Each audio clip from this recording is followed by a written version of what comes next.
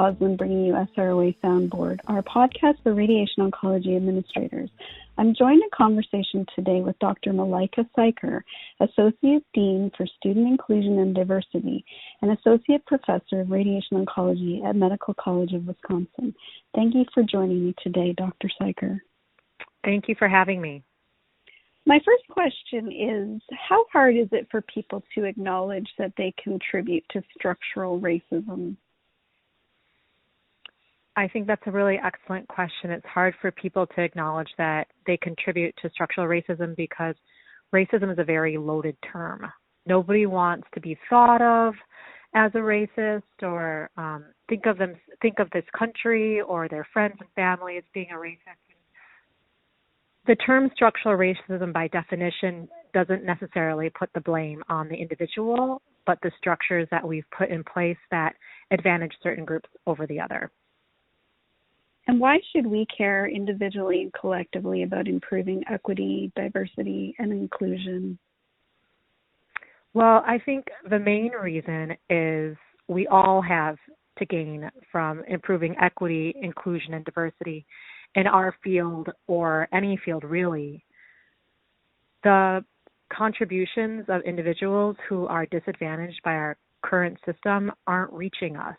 And it could be that the next great cure for cancer or treatment or diagnosis may be trapped inside the brain of somebody that's not given the same opportunities. So if we want to rise as a society together, we need to ensure that everybody has the same opportunity to thrive. Another important reason is because it's the right thing to do. I think there is a moral imperative that those of us with privilege and power share it with those who have less. If I could ask for a moment, how did you become so passionate about making healthcare and specifically radiation oncology more inclusive and diverse and improving health equity? I think for a lot of people that are active in this area, there's a personal motivation. And for me, growing up as a person of color in a predominantly white community, I experienced a lot of discrimination and a lot of prejudice. And once I left my hometown and went to college and traveled, I realized that although I suffered quite a bit growing up, I actually had a lot of power and privilege that I could share with others who didn't have as much as me. And so that's really what motivates me to contribute to this work, is my personal story and wanting to share my power and privilege with others who have less. And a great way to do that is within my own field. Does it strike you as a bit ironic that you've had the challenges being a person of color and especially growing up in a predominantly white community, but you also have privilege? I guess that isn't lost on you. Maybe it gives you more power because you can speak to sort of being on both sides. I think that depending on our environment, we all have that dichotomy. In some environments, I'm someone who doesn't have as much power and privilege, and in other environments, I do have a lot of power and privilege. I mean, being a woman, being a person of color, sometimes I have less advantages, but certainly being a physician, being born and raised in this country does give me a lot of advantages. And so I think all of us can see ourselves in that way. How does implicit bias fit into the overall context when we're looking at structural racism and trying to make improvements? I think implicit bias contributes to structural racism in a lot of different systems that advantage certain groups over the other. And, by definition, implicit bias isn't something that people do consciously. We're raised in this country, or really, not even specifically this country, but in, many Western societies where we're taught through, sometimes unintentionally, through the news, that certain groups may be more violent than other groups, which is, simply not true. And so it's incumbent on all of us to become familiar with our own implicit biases to overcome them. One of the great examples that I like to give is from Dr. Quinn Capers, who is a leader in medical education and academic medicine in this topic. and he was the dean of the associate or assistant dean of admissions at The Ohio State University, and he made his entire committee undergo the implicit bias awareness test. And one of the tests looks at male or images of women, and so women would either be images of women would show them either holding babies or working at home, and the other images would show women in the workplace.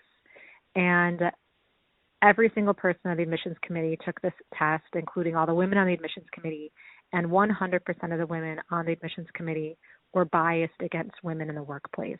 So sometimes people can have an implicit bias even about themselves or their own group.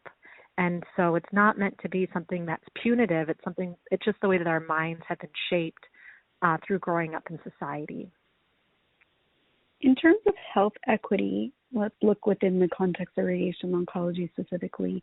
What is it that we're not doing that we could be?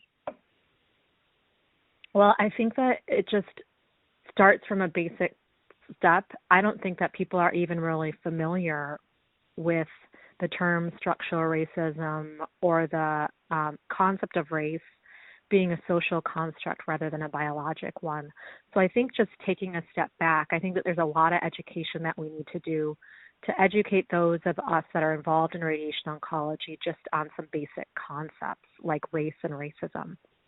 And once we do that, I think we need to start critically asking ourselves how structural racism may be operating within radiation oncology, taking a critical look at where these inequities may exist. And there's some great articles by Dr. Kurt DeVille, Dr. Christina Chapman, Dr. Karen Wingfield that discuss some of the inequities that might be taking place in radiation oncology around race or gender.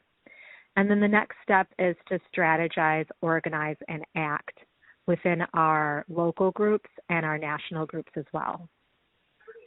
You mentioned a couple of key researchers like Dr. DeVille and Dr. Chapman. Do you have other go-to resources that you could recommend for administrators, both for themselves to learn and to share with their staff?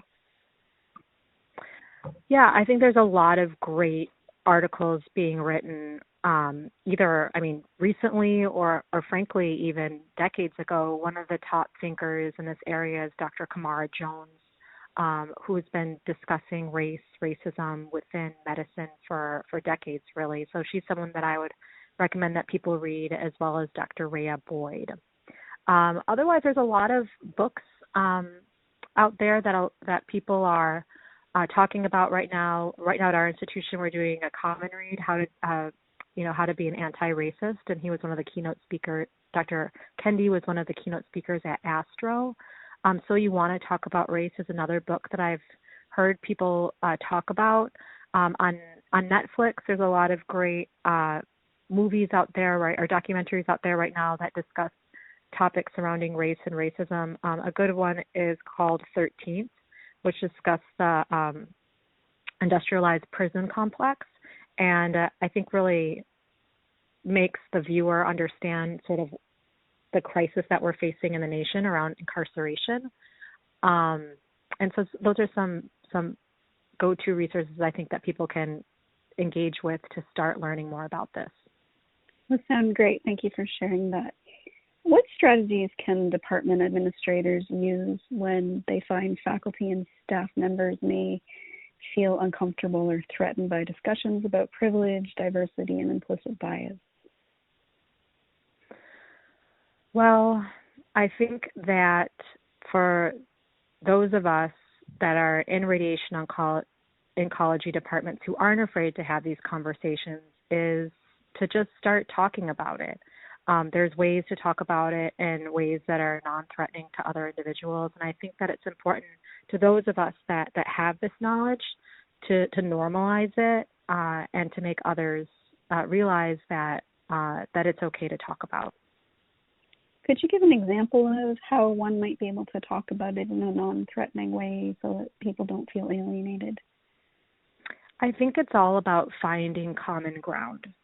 So I think that most people fundamentally agree with a lot of the topics. Unfortunately, it's become very politicized. And so someone might be more comfortable talking about gender inequities and racial inequities.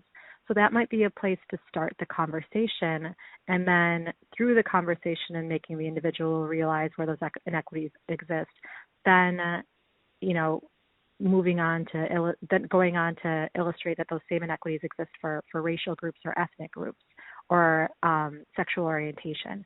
So I think it's about when you find someone that's uncomfortable, it's about finding that common ground where you can start and then growing from there. And it doesn't all have to be accomplished in one conversation, but I think that we all have more in common than we do have in differences. And so it's important to find the common ground, especially if it's someone that may not agree due to political reasons, or just they might not be familiar with these terms and ideas.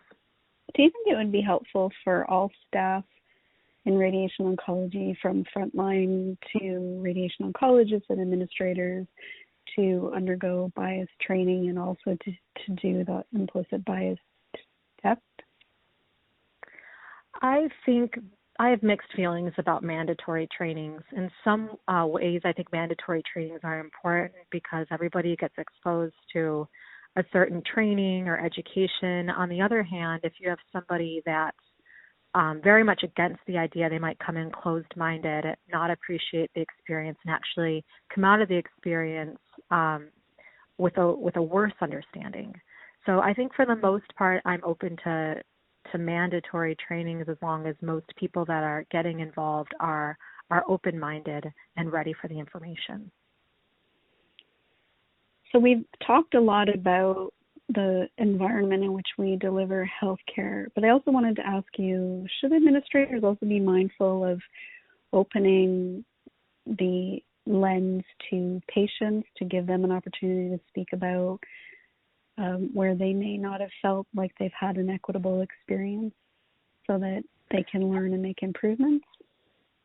Absolutely. I mean, we're all patients, right? I mean, even though we have a role in delivering healthcare, on the flip side, we all have an experience as patients as well when we receive our own healthcare. So I think that any of us in healthcare have a right to empower patients because it's also empowering ourselves.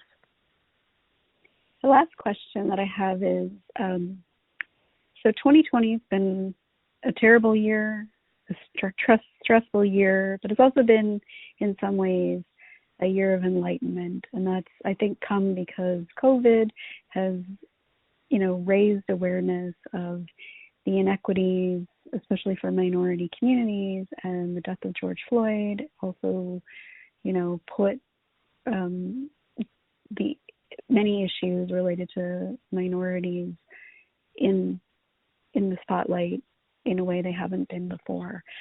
But as we go into 2021 and beyond, how do we make sure that we don't end up having fatigue about this issue so that we can effectively make incremental long-term changes that are beneficial to improving diversity, inclusion, and health equity? I think that if there's anything that we've learned about 2020 is actually no matter how bad that we think things are, things can always get worse. And if we spend a lot of time dwelling on that, it gets very depressing and it's a hard cycle to break out of. So, I'm a big believer in mindfulness, focusing on controlling what we can control within our own spheres of influence, as well as having a growth mindset, knowing that as bad as things are right now, it's not going to be like this forever. So you're absolutely right. We can't lose energy around this issue. And we have to remind ourselves that it's really not a political issue. It's not a trend. It's not a fad. It's something that we all need to work on every day and incorporate in our regular work so it becomes automatic. And so we can't let ourselves lose energy. And we have to stay positive and hopeful and work together. Do you have anything else you would like to add? I'd just like to thank your organization for having me on to talk about this topic. It's really an honor to have the opportunity to start this discussion and continue this discussion with your members. Well, thank you for joining me today. It's been an absolute pleasure to talk to you, and I also appreciate all the work you've done in this field. Thank you very much. For more information, visit www.sroa.org.